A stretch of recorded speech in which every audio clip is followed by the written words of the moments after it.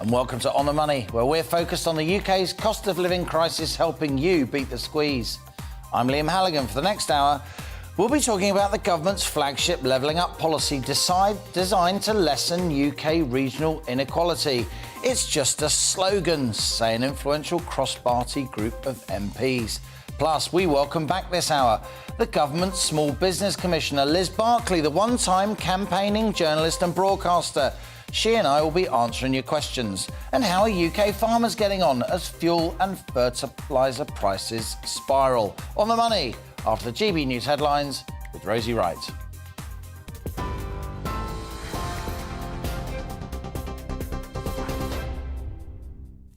A very good afternoon to you. It's 1 o'clock. I'm Rosie Wright, keeping you up to date. The Prime Minister's told MPs he's getting on with the job as he faced the Commons for the first time since surviving Monday's confidence vote in his leadership. Now, although Mr Johnson won the vote on Monday, 40% of his own party said they had no confidence in his leadership.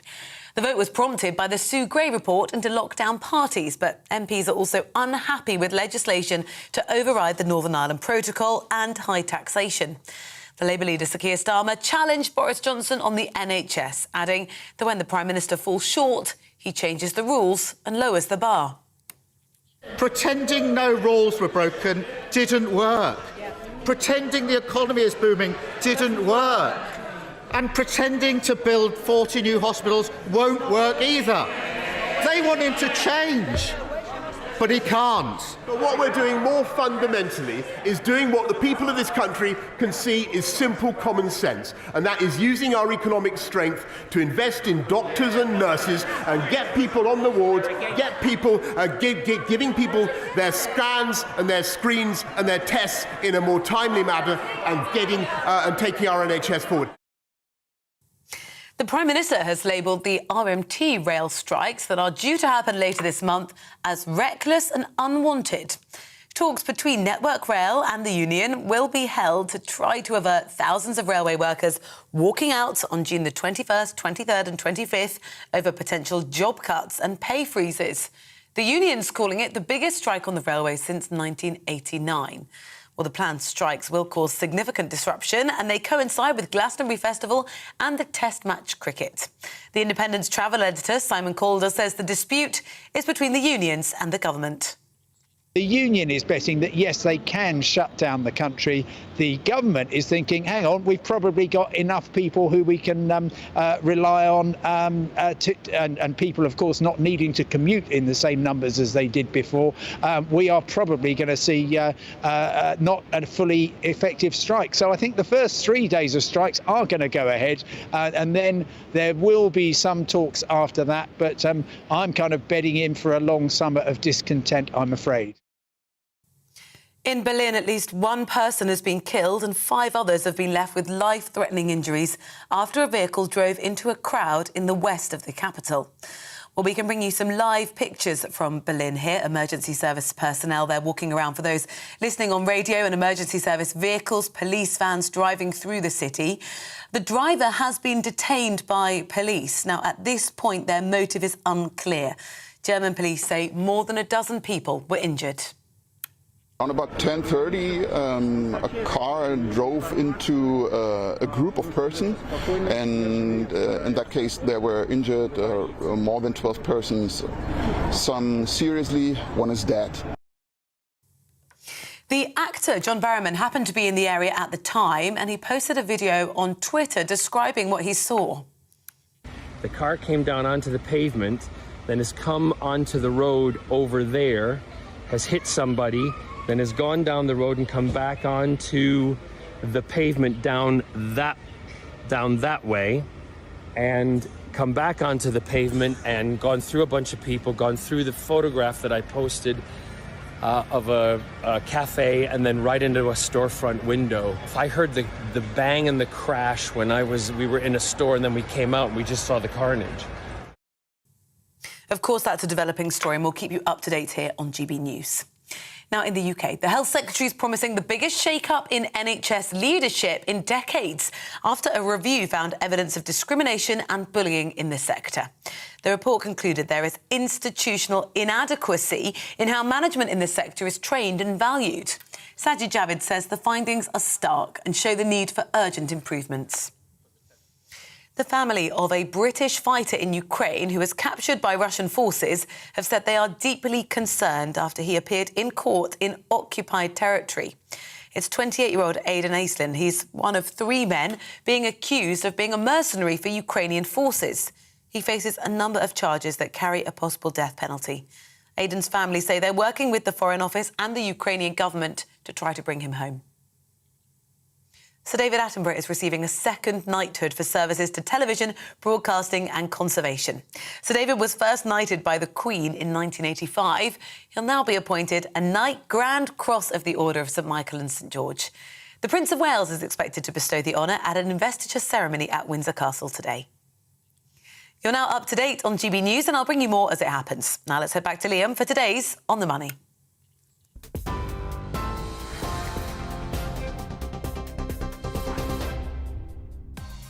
And this is On the Money. Coming up, we're talking levelling up, the government's efforts to bring prosperity to make the UK less regionally unequal, spreading more wealth to the Midlands and the North. An influential committee of MPs have dismissed this flagship policy as just a slogan. Ouch. Plus, we welcome back to On the Money the government's Small Business Commissioner Liz Barclay. The one-time campaigning journalist and broadcaster will be answering questions from GB News viewers and listeners who know all about the realities of running small businesses. Stay with us for that. UK farmers are having a tough time as food and fertiliser prices spiral. That in turn is pushing up the price of food. We report from the North Essex countryside on today's rural realities. Plus, each episode of On the Money features an in-depth Money Talks interview. Well, today we're talking to Sim Hall. He's managing director of Populous Select, a man with big opinions on levelling up. He hires top-level candidates in engineering, manufacturing and other parts of the economy worldwide. That's later in the show. And as ever, I want your questions, opinions, ideas. Email gbviews@gbnews.uk or tweet @gbnews. What do you think of the issues I'm raising in today's On the Money? How do they impact you? But stay with us because this is GB News. I'm Liam Halligan and you're On the Money.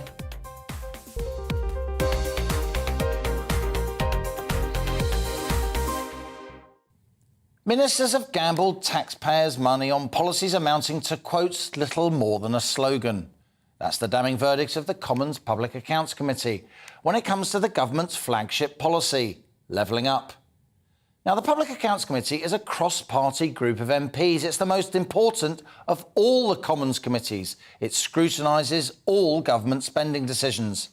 Boris Johnson was elected on a promise to tackle the reality that the UK is the most regionally unequal major economy in the Western world. That 2019 Tory manifesto pledged to, quote, level up every part of the UK, unleashing the potential of the entire country. But the Public Accounts Committee has concluded that when it comes to levelling up, and here's the quote, without clear parameters, plans or measures of success, it's hard to avoid the appearance that the government's just gambling taxpayers' money on policies and programmes that are little more than a slogan, retrofitting the criteria for success and not even bothering to evaluate if it worked. That's a pretty damning conclusion there from Dame Meg Hillier. She is the respected chair of this cross-party committee. And I repeat, the Public Accounts Committee is cross-party, and it's certainly the case that many Tory MPs feel the government isn't doing enough to retain those red wall seats across the North and Midlands, which the Conservatives took from Labour in the 2019 election. And if those seats that voted for levelling up are lost, then Boris Johnson's House of Commons majority disappears. And now the very latest official numbers suggest that regional equality is actually becoming more, not less, acute. The London economy grew by more than 2% during the third quarter of 2021. That's July to September, compared to the same period the previous year. The North West and South West, they also expanded economically. But viewers should look at the red in this graph because Wales, the South East, excluding London, the East and West Midlands, and the East and North East of England, they all endured economic fallback as commercial activity shrank and that makes the UK even more unequal. Having just been subject to a too close for comfort vote of no confidence from his own MPs, Boris Johnson's obviously under pressure. And now the fact that the highly influential Public Accounts Committee has poured cold water on his flagship policy, one vital to securing his re-election, that won't help. But is the Public Accounts Committee right? Or can Johnson pull this policy back from the brink? And that's our on-the-money question today. Is levelling up really just a slogan?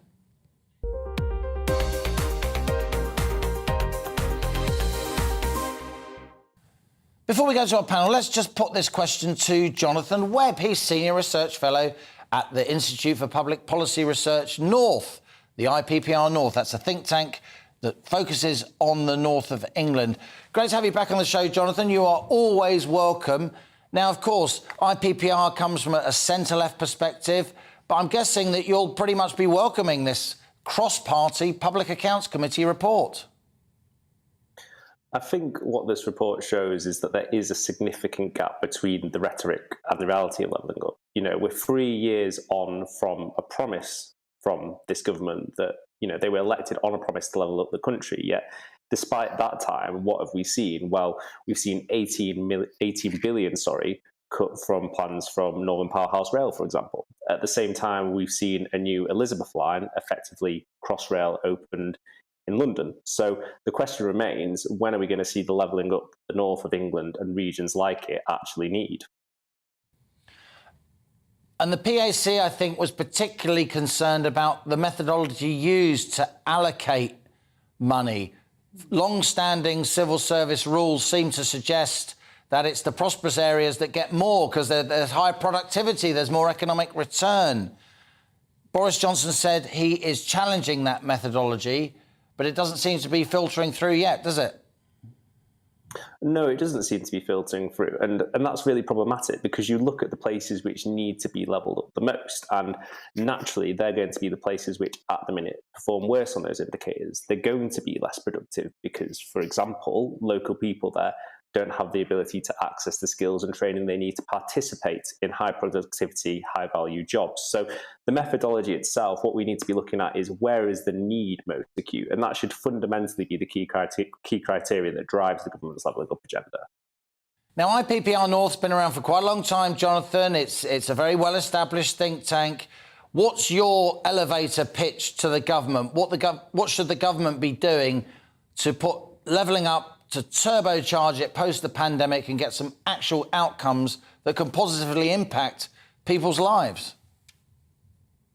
Well, it's two key things, really. First of all, it needs to put significant investment in this agenda. You look at what other comparable countries did to close their regional divides. The best example of this is the divides that Germany had when East Germany reunited with West Germany.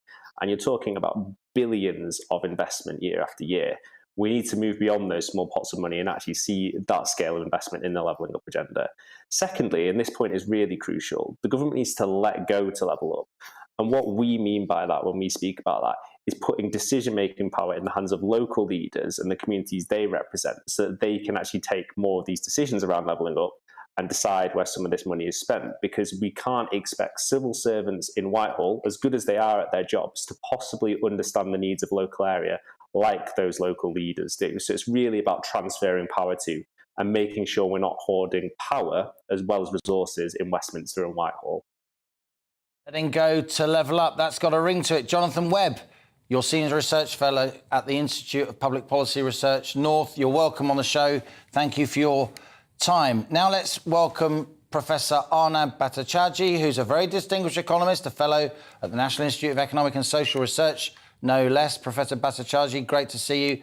And friend of the show, Catherine McBride, a fellow at the Centre for Brexit Policy, is in the studio with us. Catherine, let's start with you.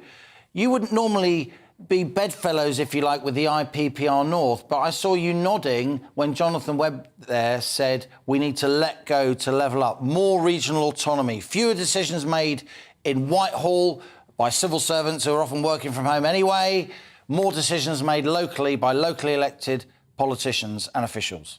Yes, certainly. And I do agree with him that if we, for instance, if business rates shouldn't be the same everywhere, if York or someone wants to get rid of business rates, let them. That's the tax on businesses' property that they have to pay whether they make money or not. But the problem with this is that isn't always how it works, because when Scotland was given devolved taxation policies, the first thing they did was put their taxes up. Yeah. When they had a massive opportunity to lower taxes and make Scotland the most attractive place to live in the UK. So sometimes it doesn't work for pro-business, but it should. And I think also we have to look at transport. I mean, I've been on the new Elizabeth line. It's fantastic, and it actually connects outside London.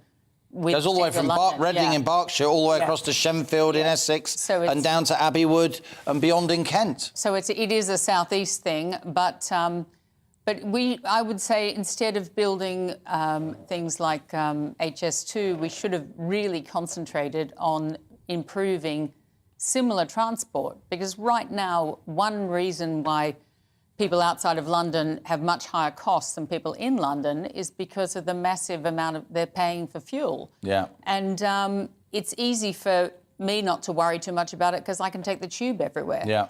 But you can't if you're living in the north of England. How many times have we talked about the need for better commuter routes in the north of England, linking together the big northern cities, Northern Powerhouse Rail, rather than HS2, part of which the government has just quietly cancelled, by the way, the link between the Great Western the only and... bit that was useful, actually. Absolutely. We're going to do a whole show on that, but don't think, if you're watching in government, that we've not noticed that, because we absolutely have. Let's welcome now Professor Arnab Bhattacharjee. Professor Bhattacharjee, great to have you on the show as ever. Now, you and I have talked a lot in the past, and you specialise in regional GDP numbers, regional income numbers, which take a long time to emerge. But you are one of the leading economists in Britain at obtaining, analysing and processing those numbers. I put some of the numbers in the opening to this discussion for your benefit. We saw during the third quarter of 2021, they come out with a long lag, that you had many UK regions where GDP actually fell, even though the London economy grew by 2.4%. The graphic that we're showing now, GB News viewers can see it, listeners will have to take my word for it. There are 3 regions which are blue in England and Wales, which are experiencing growth, but there are 6 main regions which are experiencing economic contraction. Doesn't this graphic, Professor Bhattacharjee, make a mockery of levelling up? Thank you, Liam, and great pleasure to be on the program. Yes, it does. But then the bigger tragedy is that it does not come as any surprise to any of us, does it? Because this has been the state of regional disparities in Britain for a very, very long time. So essentially, every time a shock hits us, it has ramifications, hugely disparate effects across regions of the country, and these divergences go on increasing. So the current leveling up crisis is no different from the previous COVID crisis and so on. So every time it is all the same. It is Britain regionally is a very diverse and very unequal society, and it just shows. It's good to see you. You're joining us from Edinburgh, Professor Bhattacharjee. You are, of course, also a professor at Heriot-Watt University in Edinburgh. We didn't include Scotland in those GDP numbers because they're processed separately. These numbers are for England and Wales, but you, of course, analysed Scotland closely as well. Isn't there a time thing going on here? Even if we hadn't have had the pandemic, which we know worsened regional inequalities, you and I have discussed that in the past, even if we hadn't had this war in Ukraine, it would still, even if the government had spent all its waking hours since December 2019, Boris Johnson got his re-election on that manifesto pledge to level up, it would still take time. Isn't it just the case that the infrastructure you need, the changing patterns of behaviour, the training you need to really spread wealth properly across the country on a more permanent basis takes longer than the electoral cycle? Yeah, you're absolutely right. I would add to the mix also, it is for society to decide the level of devolution that we want in society. Means where should decision-making powers lie, at what level? And that also requires a lot of societal debate to try and figure out what we should do. But yes, indeed, it is a very, a problem, a deeply entrenched problem within British society and the economy, and it will take a long time and a lot of concerted effort. Let me also add that the natural economic processes will tend to lead to agglomeration of economic activity. That is, greater activity, better activity down in London and the Southeast. From that natural tendency to then create leveling up requires a lot of very careful thinking and implementation over a long period of time. A long period of time, Catherine McBride, he's right, isn't he? Well, yeah, and unfortunately, this report from the House of Commons does actually say that a lot of the money was given to projects which implied that they were shovel-ready and ready to go, and it turns out that they might not have been the best projects, but they were given money because people thought they'd be the quickest. Right. But so the politics of speed, of looking as if something's being done, meant it wasn't necessarily the best things that were being done. Yes. But I think that there's also an element of we should make working from home work for us. Instead of Jacob Rees-Mogg walking around the Whitehall looking at the empty desks, they should actually have the estate agents in there measuring up to sell it. Why not? If people want to work from home, great. Then put the office in Milton Keynes or put the office in York or put the office somewhere else. And when you have to have a meeting, they can go there. But this is an opportunity to move a lot of that stuff out of London, because our levelling up is a way we count it. Because one of the reasons we have a big disparity compared to other countries is because London became so wealthy with financial services. Yeah. And now... It's like a great Death Star. It just sucks everything into the capital, doesn't it? But it's more that went up rather than the rest going down. And now we don't want to lose the top, but we do need to spread it around. And you probably notice when you're working from home, the local coffee shops and things around me are now booming, where once upon a time they virtually closed after breakfast run and everyone got on the tube and went to the city. Well, now they don't do that so much. So these businesses are beginning to thrive again. So there is a silver lining here. Maybe some aspects of the working from home phenomenon could spread wealth to smaller towns and smaller cities. It's a multifaceted problem. Professor Arnab Bhattacharya, we very much thank you for joining us here on The Money. We'll welcome you back soon to carry on this discussion about levelling up. And thanks also to Jonathan Webb from IPPR North, who joined us earlier. This is On The Money with me, Liam Halligan. After the break, we'll keep this levelling up discussion going. Catherine McBride stays with us here in the studio. And we'll hear from business leaders in both the north and the south of this country getting their opinions on this flagship government policy. Is it just a slogan? Stay with us. You're On The Money.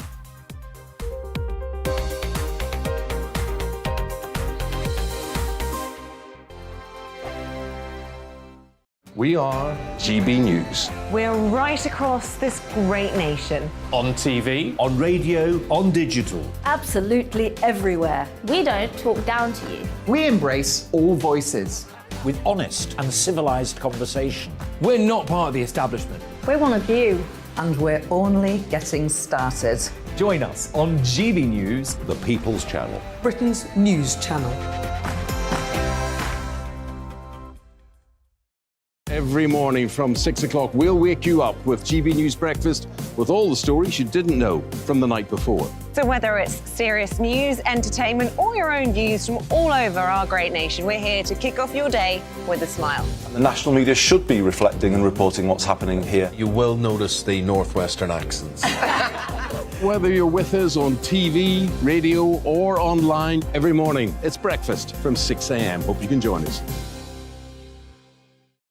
Join us for Ministry of Defence, the comedy panel show that's just like the news, in that the left fights the right and it doesn't really seem to matter who wins. We cover the big stories. It was in fact a troop of baboons and not angry vegans. I like that. And the really important stories. Fat naked cow gets stuck in swimming pool. It's a headline in a lot of local newspapers. Yeah. We're on the same team, Nick. Yeah, but I'm just helping you. Join us for Ministry of Defence, Saturday nights, 8 o'clock on GB News.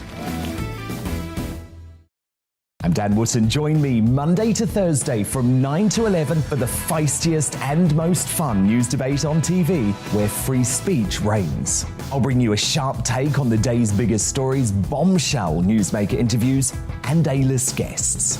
And I guarantee you, no spin, no bias, no censorship, and no reason to go to bed. That's Dan Wootton tonight, Monday to Thursdays from 9 on GB News.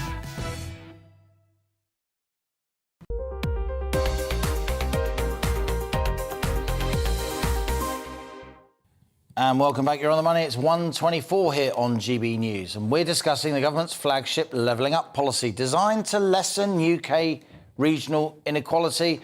It's just a slogan. That's the verdict of an influential cross-party group of MPs. I'm still with Catherine McBride here in the studio, fellow at the Centre for Brexit Policy, friend of the show. We also have joining us now Rick Halliwell. He returns to On the Money. He's managing director of Oven New, an oven cleaning company.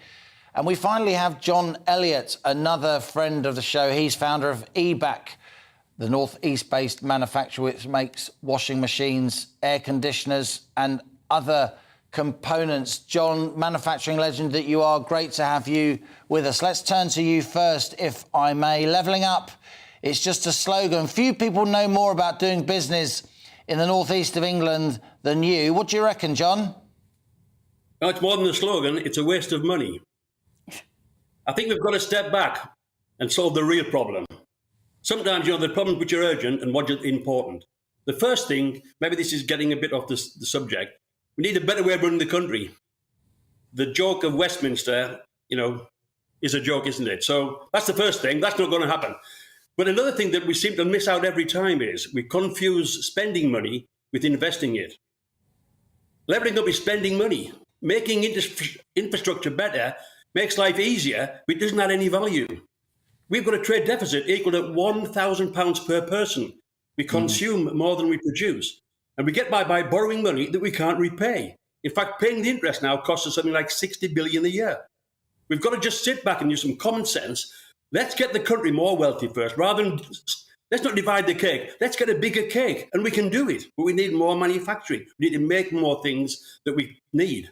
We have seen, John, a lot of money going into the northeast of England. It really is, if the government was going to point to an area where it has implemented some levelling up policy, it would point, wouldn't it, to the Tees Valley Development Corporation. It would point to your part of the world. It's moving the Treasury to Darlington. There has been an emphasis on the northeast, not least because the Tees Valley Mayor, Ben Houchen, is very well known, a Conservative. He's friends with the Chancellor. Has any of that money, John, in your view, I know you're a government spending sceptic, has any of that money, in your view, done any good? The stuff on Teesside is good. That's manufacturing or development of things. But for example, you're going to spend £100 million on Darlington Station. There's nothing wrong with Darlington Station. I use it quite regularly. Now, why don't you invest that £100 million in manufacturing? I reckon, give me £100 million, I'll produce manufacturing, which will deliver probably £500 million output every year. We've got to get the economy right first before we start spending the money. We've got to earn it first. Governments think they can buy votes. They should earn them. People aren't gullible. We know we've gone through a tough 2 years. We've got to make sacrifices. We've got to work a bit harder. Just spending more money is not the solution. Let's turn now to Rick Halliwell, Managing Director of Oven New. Rick, you've talked to me here in the studio before. You have this oven cleaning franchise, a very successful company, operates all over the country. You're joining us today from Wokingham. What's your sense about the need to level up, and what's your sense of the extent to which we have levelled up under this government? Good afternoon, Liam. Nice to see you again. Good afternoon, everybody. To be brutally honest, I haven't got the faintest idea what this levelling up is trying to achieve. I'm absolutely confused. I mean, is the government trying to get some kind of parity between Uxbridge and Knightsbridge? Is it trying to make Bolton into the new London? Is it trying to make Paisley Bridge into Weybridge? I've got no idea what the actual end game is when it comes to this levelling up. as I see it from my perspective and the perspective of our franchisees, is we're looking for consumers who have some disposable income. And in my view, that would be if you've got clients, customers, the members of the public across the UK who have equal amounts of disposable income, then I would say that things are relatively level as they are. But I'd be very, very interested to listen to John's view as to what he sees levelling up, or anybody else. What is the end game for levelling up? Is it actually having level earnings? Is it having level production? Is it having level disposable income? I have no idea. We are the most regionally unequal country in the Western world, though, Rick. Transport spending in the southeast of England is 3 or 4 times as much per head than it is in the north, and has been for a generation. You know, you're in Wokingham in Berkshire. You just got a link from Reading near you all the way into London very fast to Essex and Kent beyond. There's been no major project like that in the north of England in my lifetime. And why should kids in the north of England have to go to London to fulfil their dreams? I mean, there are, of course, honourable exceptions like John Elliott. He would say that's nonsense. But many young people and their families feel that they do need to go to the bright lights of London and the South East in order to really fulfil their potential. It's not like that in Germany. It's not like that in France. Yeah, absolutely understand that. I mean, we have the railway line literally just behind our offices here in Wokingham. Personally, I have no interest in jumping on a train going to London. I was born in Yorkshire, a very proud Yorkshireman. I still am. I get up there as and when I can. I don't see the problem of people aspiring to want to go to Leeds or to Bradford or to Harrogate or to have a look at some of these other beautiful places to live and to work. Exactly why the media and other outlets have continuously been banging on for years and years and years about the north-south divide. What is it that's actually divided? I know that there are people that are very, very happy. A lot of my relatives still live up in Yorkshire. They have a fantastic quality of life. They've got some superb scenery. They have, I would imagine, a far longer, higher life expectancy living in the north and getting some good exercise, as opposed to breathing diesel fumes and listening to trains rattling past your front door every 5 minutes. So I think we really need to have a far more holistic view as to what it is that we're trying to achieve here, and just define the end game. Interesting there, Catherine. We've just heard from 2 archetypal business leaders. They're self-made men. One's in the south, one's in the north. I saw John Elliott nodding as Rick Helliwell was talking. They don't like government spending. They don't like big government initiatives. They want the government to get out of the way so talented people and energetic people like them can drive businesses forward, employ people, allow people to make a living. And yet, this government feels it really needs to do something to fulfil that 2019 manifesto pledge. Well, I'd like to agree with both of them, and I think Rick's point is well made in the government report, that there's no way of measuring this, and they haven't really thought about what the problem is. And I would suggest it's employment opportunities, and I think one of the best things that was in their Levelling Up program, which they announced in February, was the idea to put 100 million into making innovation accelerators around university towns, which was going to be in Manchester and Glasgow, and I think the West Midlands. But what is also you have to take into account is that about 20% of the population of the UK lives in London or around London, which is why they get 20% of the money. Yeah. And when you compare it to a place like Germany, because Germany was only made into a country in 1875, it was before that. It's very powerful regional centres, doesn't it? Because they were all they were the head city in their region. Yeah. So that that's why much more devolution. That goes back to Jonathan Webb's point about letting go to level up. But look, it's been a great discussion, Catherine McBride from the Centre for Brexit Policy. Great to have you with us. And of course, as ever, John Elliott of eBack, Rick Helliwell of Oven New, 2 friends of the show, 2 business leaders employing people, generating wealth for this country. We're always delighted to hear from both of you. This is On the Money with me, Liam Halligan. Coming up, it's today's Money Talks interview with Sim Hall. He's Managing Director of Populous Select, the company hiring top-level candidates across the globe in technology, engineering and manufacturing. You won't want to miss that. It's after the GB News headlines with Rosie Wright.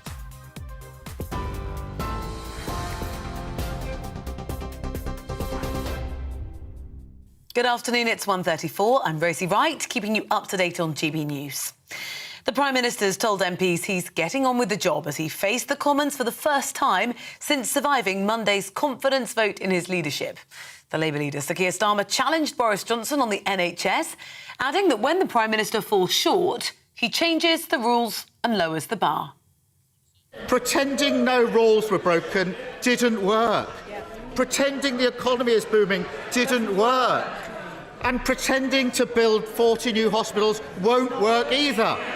They want him to change, but he can't. But what we're doing more fundamentally is doing what the people of this country can see is simple common sense, and that is using our economic strength to invest in doctors and nurses and get people on the wards, get people giving people their scans and their screens and their tests in a more timely manner, and taking our NHS forward. The Prime Minister has labelled the RMT rail strikes due to happen later this month as reckless and unwanted. Talks between Network Rail and the RMT union will be held to try and avert thousands of railway workers walking out on the 21st, 23rd and 25th of this month over potential job cuts and pay freezes. Now, in Berlin, at least one person's been killed. 5 others have been left with life-threatening injuries after a vehicle drove into a crowd in the west of the capital. The driver, who has been identified as a 29-year-old German-Armenian, has been detained by police. At this point, the motive is unclear. German police say more than a dozen people were injured. Around about 10:30, a car drove into a group of persons, and in that case there were injured more than 12 persons. Some seriously, one is dead. TV online and DAB+ radio, this is GB News.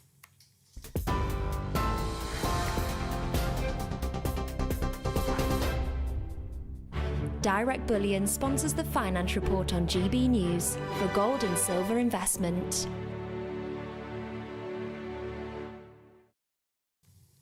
Here's a quick snapshot of today's markets. The pound is 1.255 to the dollar.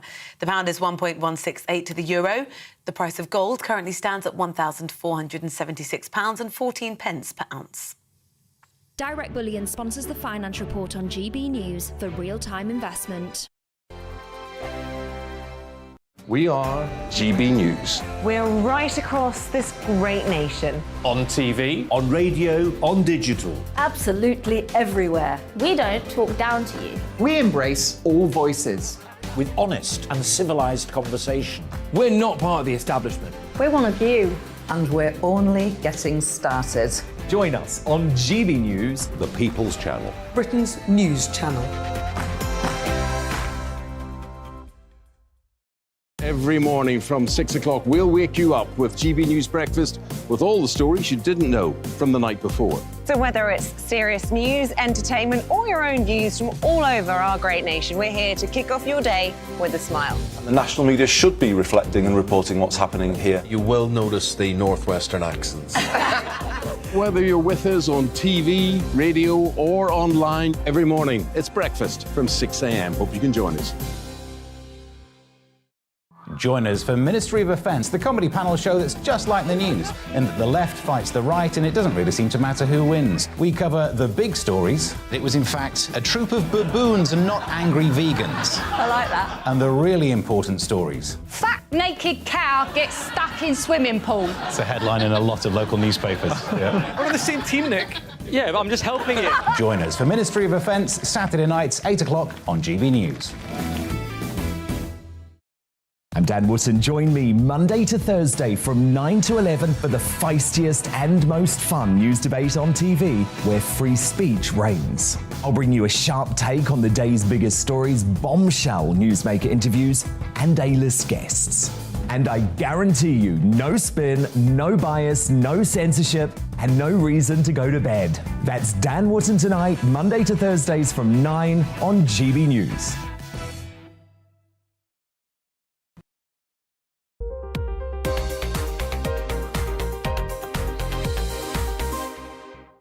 And welcome back. You're on the money with me, Liam Halligan. It's 1:39. Time now for my daily interview series, Money Talks. And it's a pleasure to welcome back Sim Hall. He's Managing Director of Populous Select, which offers tailored recruitment solutions to the oil, energy, petrochemical, infrastructure, transport, manufacturing, biotech sectors right across the piece. Previously an engineer in the Army, Sim now specialises in top-level candidates, hiring them worldwide, and Populous operates across the world, from the US to France to Papua New Guinea, no less.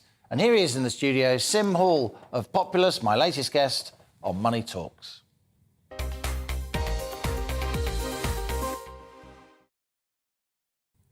Sim, great to have you with us in the studio. Thank you, Lee. We wanted to talk to you anyway about global economic trends and recruitment and so on, because that's really what you specialise in.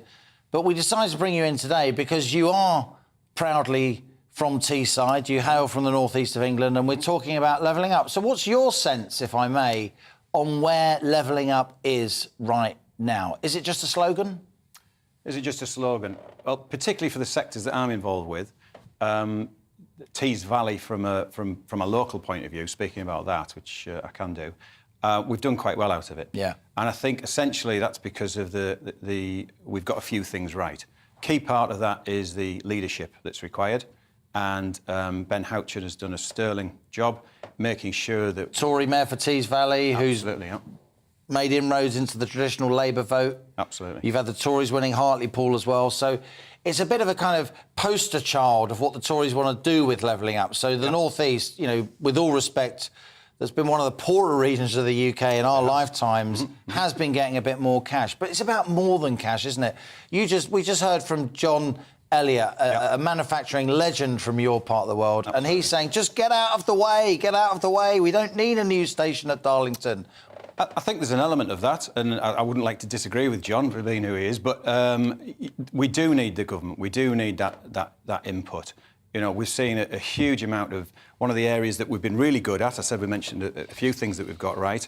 One of the things we have got right is investing in catapults for new innovation in sustainable technology, in that green tech, and then also... They're like sort of fast-moving funding packages. Absolutely. And to get behind a project. Well, they're called catapults, right? Venture capital. Well, more than that, it's an organisation, a company called CPI, that we've got in the North East, and they've been put in to commercialise new ideas, new technologies coming from industry.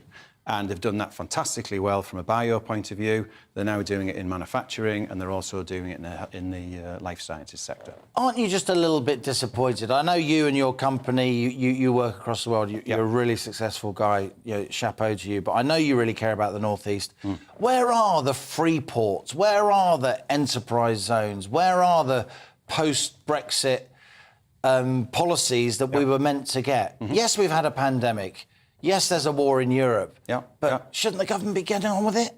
Yep, and I'm pleased to say Teesport is a free port. You know, they've delivered on that. So there's a lot more they need to do. You know, we do have a lot of things right, and I think partly is because Teesside, we've been historically really good at adapting and applying ourselves to what's required.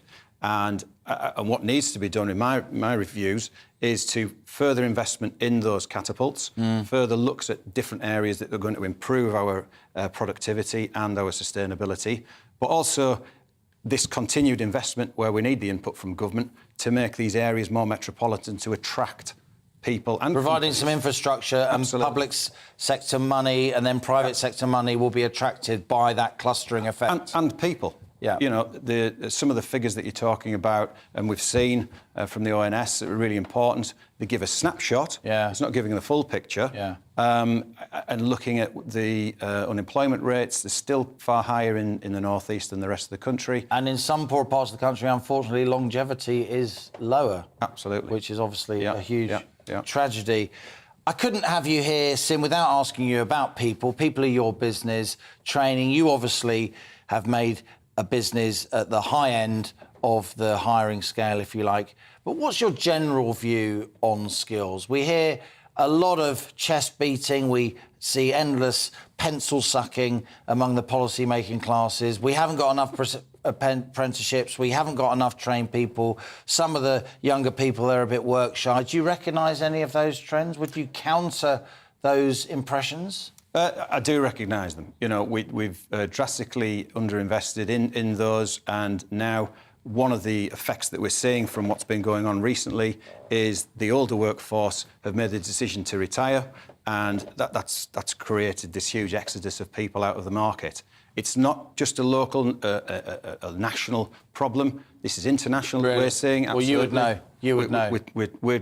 We're working with, for instance, some life science businesses in Boston, Massachusetts. Wow. And they're struggling exactly the same. Boston, the city of Harvard, MIT, the technological, centre of the world in many ways. They're desperate for people at a higher level. I mean, a lot of people just haven't gone back to work after the pandemic, right? Exactly. They've had a bit of time off and thought, hang about, I've got a few quid in the bank. And also, people are choosing to where they want to work, where they want to live and work from. And again, this comes back to being able to attract these people back to our area, this diaspora that's disappeared, either at university level when they've graduated or before that, and they've gone to different places. We need to make sure that it's an attractive place to come, live, train, pass on those skills. Well, if there's some decent jobs, you're with all respect, your top most talented youngsters, they might go away for a bit, might go to uni, might go somewhere else. They can buy a house in the North East a lot easier than they can buy a house in Surrey. Maybe that's what will happen. Well, absolutely. It's what I did. Yeah. I was abroad, spending a lot of my time abroad, but I wanted to come back to the North East for my family, for a better work-life balance, and I've achieved it. Well, we're glad you did, and we're glad you're here in the studio, on the money. My latest Money Talks guest today, Sim Hall of Popular Select. Thank you, Liam. Very nice to talk to you. Thank you. Now, as On the Money's been saying for several weeks, inflation is hitting farmers in the pocket very hard. The price of fuel and fertiliser is reaching record highs, increasing the cost of what farmers produce, not just grain and other crops, but eggs, meat, poultry. And all that, of course, pushes up the price of food in the shops, the prices that we have to pay as consumers. Our East of England reporter Ed Crawford has visited Hulsall Farm in Langham, in lovely North Essex, to see how they're dealing with this farming cost crisis. Along the Suffolk-Essex border is the village of Langham. George is one of Britain's young farmers determined to keep farming the land, feeding the nation and helping the industry grow. I caught up with George to try and understand why we are seeing a spike in food prices and what are the challenges facing farmers. Probably the biggest challenge at the moment is fertiliser prices rising, but with the fertiliser prices, the end product prices has gone up as well because the input costs are going up. So fuel, fertiliser, labour, everything's going up. On Hulsall Farm they grow a number of crops like wheat, potatoes and sugar beet. George is a new breed of British farmer taking a focus on regenerative farming techniques which he believes will make British farming stronger in the future.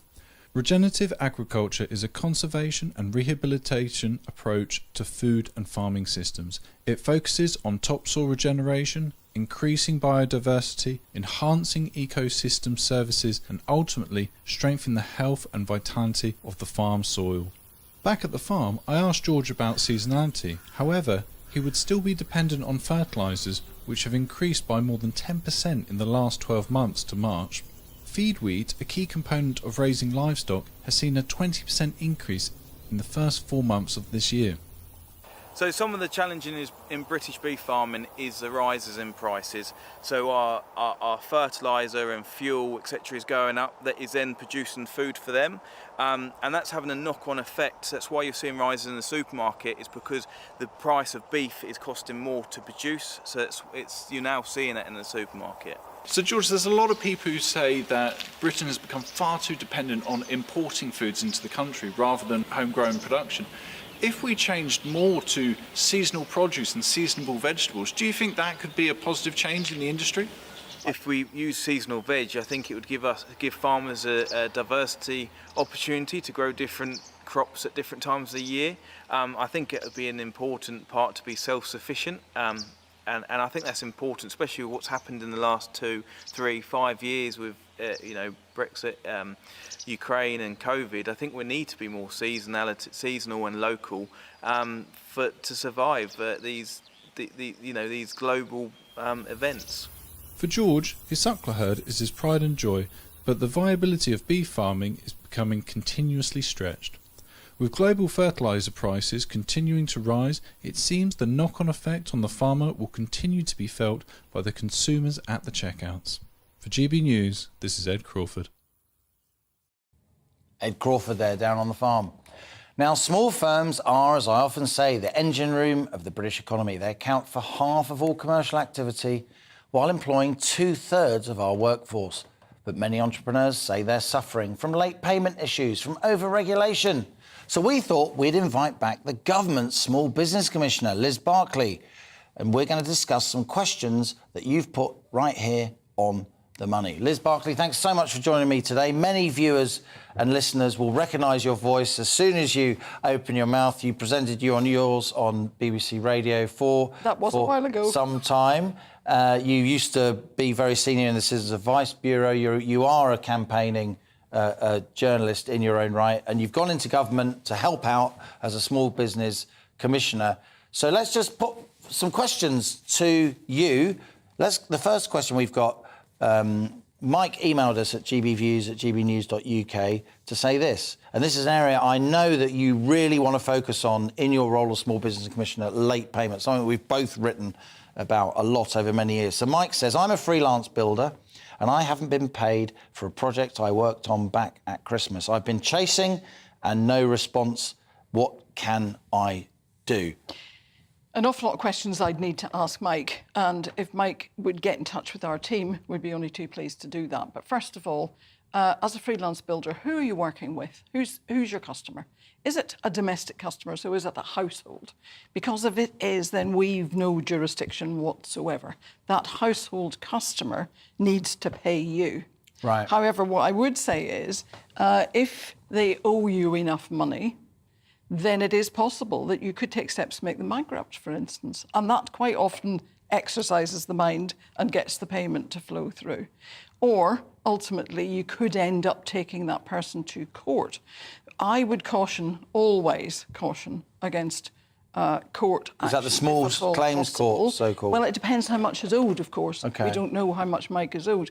I do caution about getting into legal proceedings because it's expensive, it takes quite a long time, and actually the person may not have any money. Do we know if they own that house in the first place? So there's a lot of questions that have to be asked there. But the other option, of course, is that Mike has been working freelance with a construction company. Yeah, so he's a subcontractor. He's a subcontractor, and he hasn't been paid for 6 months. So he's owed money by a corporate entity? Possibly. Does that change the landscape? Well, it could do, because if that corporate entity is signed up to the prompt payment code, which we administer, then we can investigate to see whether or not that customer is in breach of the prompt payment code. And of course, then that allows us to step in and look at whether or not that customer is paying 95%, at least 95% of its small suppliers, its small businesses, which have fewer than 50 employees. Are they paying those within 30 days? And if they're not, then they're in breach of the code. So we can step in there and investigate. But what I would say is, and what I'm constantly saying is, look, freelancers are the talent. They're the people who innovate. They're creative. I've been freelance all my life. So perhaps I would say that then, wouldn't I? But, I am the talent that helps you drive your business success. Now, if you don't pay me and I go out of business because I can't manage my cash flow and wait 6 months to get paid, I've gone next time you come to look for my services. Where are you going to find another person who can do that, deliver for you, like Mike does? It's going to cost you money, it's going to cost you time, it's going to cost you resources to go out and find that supplier. Got to build a relationship with them. And if you lose that person, you're losing your edge. You're losing what gives you the creativity of your own firm. Now, Liz, so I would caution, look after your freelancers. Liz, we haven't got much time today, but we are going to hope to make this into a regular feature where you and I discuss these small business issues. This late payment thing, which I know you're focusing on, you and your officials, that's basically your mandate. It's really close to my heart. My dad was a small builder with a bloke with a van.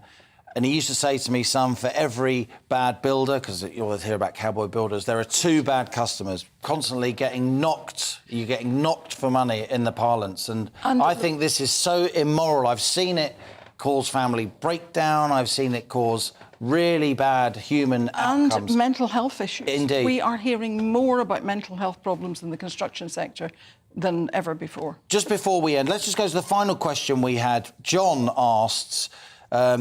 we did have some others, but we'll go to the final one. We'll come back to the others another time. The impact of COVID, says John, has had a huge effect on my small business, such as the supply chain issues. What can I do? Well, again, John doesn't say what the supply chain issues are, but I suspect that most of the things that he would normally be selling are sitting in the middle of the sea somewhere, or he's having problems getting materials for his post-pandemic, all the freight ships are in the wrong places, aren't they? And the cost of freight has gone through the roof. And the cost of containers, never mind the cost of the materials. So it really is about looking at whether or not you can absorb those costs, and most small businesses are telling me they can't. So they're having to raise their prices, and of course their customers haven't got the money. I mean, we've just been hearing about that. Customers simply don't have that money to spend. So you have to look at, can you find alternative suppliers, or can you find alternative materials that are cheaper? Liz, it's been great to have you with us. You're going to come back again soon. We're going to talk about more small business issues. But for now, thank you so much for joining us. It's a pleasure to have you in the studio. That's all we've got time for today. I'm back same time, same place tomorrow. For now, this is GB News. I'm Liam Halligan, and that was On The Money. Hi there, I'm Aidan McGivern from the Met Office. Another fine day to come for the far north of Scotland. Showers elsewhere across the UK, with more prolonged rain for some. Mostly that will be just north of the central belt as a slow-moving weather front moves north and then effectively stalls through the rest of the day. To the south of that front, extensive showers breaking out across the UK. Northern Ireland, southern Scotland, northern England seeing slow-moving showers, with some places seeing large amounts of rainfall totals in a short space of time. Could be tricky travelling conditions. To the south again, a keen breeze pushing the showers through. Sunny spells in between those showers. The odd rumble of thunder is possible in some of the livelier downpours, but with the sunshine in between, feeling pleasant enough. 18 to 22 Celsius or 23 in the south. Mid to high teens further north, but feeling cool where we've got the extensive cloud for eastern parts of Scotland. The far north of Scotland stays dry throughout the day and into the evening and overnight, but an area of rain just about affects Northern Ireland, southern Scotland and northwest England through the night time. Clear spells further south again, and a bright start to the day for Wales, the southwest, the Midlands, East Anglia and the southeast. It does turn cloudy from the west through the day, some outbreaks of rain affecting Northern Ireland, Wales and the southwest by late morning. Not much rain, but it will be cloudy and damp in these areas. Brighter skies further east, but still a few showers for eastern Scotland, the far northeast of England as well. But feeling warm in the sunshine in the east, 18 to 21 Celsius. Not so warm as the cloud and rain in the west continues, and the wind picks up later Thursday. And that's the main theme, I think, Thursday night going into Friday and indeed Saturday. A strengthening wind, breezy for everyone, but the strongest winds will affect northwest Scotland with the risk of gales for exposed coasts. And it's across western Scotland and Northern Ireland where we'll also see frequent showers.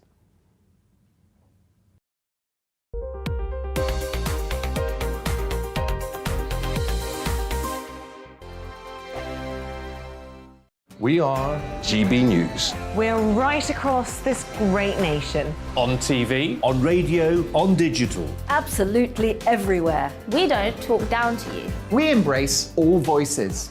With honest and civilised conversation. We're not part of the establishment. We're one of you. And we're only getting started. Join us on GB News, The People's Channel. Britain's news channel. Every morning from 6 o'clock, we'll wake you up with GB News Breakfast with all the stories you didn't know from the night before. So whether it's serious news, entertainment, or your own views from all over our great nation, we're here to kick off your day with a smile. The national media should be reflecting and reporting what's happening here. You will notice the northwestern accents. Whether you're with us